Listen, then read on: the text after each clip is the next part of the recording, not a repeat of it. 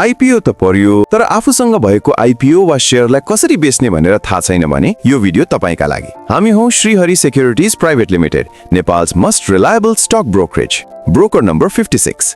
आज एकदमै सजिलोसँग शेयर कसरी किन्नेदेखि बेच्नेसम्मको प्रोसेस सिकौँ है त। सेकेन्डरी मार्केटबाट शेयर बाई वा सेल गर्न तपाईलाई ट्रेडिङ अकाउन्ट आवश्यक पर्छ। यदि तपाईले पहिले ट्रेडिङ अकाउन्ट खोल्नु भएको छैन भने खोल्नु पर्ने हुन्छ। खोल्ने प्रक्रिया जान्नको लागि हाम्रो टिकटक अकाउन्टमा राखिएको पहिलो पिन गरिएको भिडियो हेर्न सक्नुहुन्छ। फेसबुक वा युट्युबबाट हेर्न चाहनुहुन्छ भने भिडियो हाम्रो अकाउन्टमा नै अपलोड गरिएको छ, तपाईले सजिलै हेर्न सक्नुहुन्छ। सबैभन्दा पहिले युजर नेम र पासवर्ड एन्टर गरेर आफ्नो टिएमएस लगइन गर्नुहोस्। टिएमएस को साइट भित्र लगइन गरेपछि लेफ्ट साइडमा तपाईले डिफरेन्ट अप्सन्स देख्न सक्नुहुन्छ।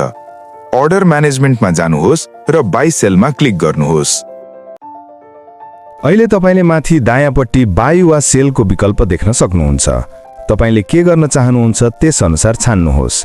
यदि बाई गर्न चाहनुहुन्छ भने पहिले बाई गर्ने रकम बराबरको कोल्याट्रल लोड गर्नुहोस् र यहाँ बाई चुज गर्नुहोस्। अब तल सिम्बल क्वान्टिटी प्राइस देख्न सक्नुहुन्छ। हामी अहिले सेल गर्दैछौँ, त्यसैले सेल चुज गर्छौँ। तपाईले कुन कम्पनीको शेयर सेल गर्न चाहनुहुन्छ त्यस कम्पनीको सिम्बल वा नाम लेख्नुहोस्। तल टप बाई र टप सेलको टेबल पनि देख्न सक्नुहुन्छ। त्यसपछि कति किता बेच्न चाहनुहुन्छ क्वान्टिटीमा लेख्नुहोस् र कति मूल्यमा बेच्न चाहनुहुन्छ प्राइसमा लेख्नुहोस्। यी सबै जानकारी भरेपछि सेलको बटनमा क्लिक गर्नुहोस्। हामीले राखेको अर्डर कम्प्लिट भयो कि भएन भनेर अर्डर बुकबाट स्ट्याटस चेक गर्न सक्नुहुन्छ।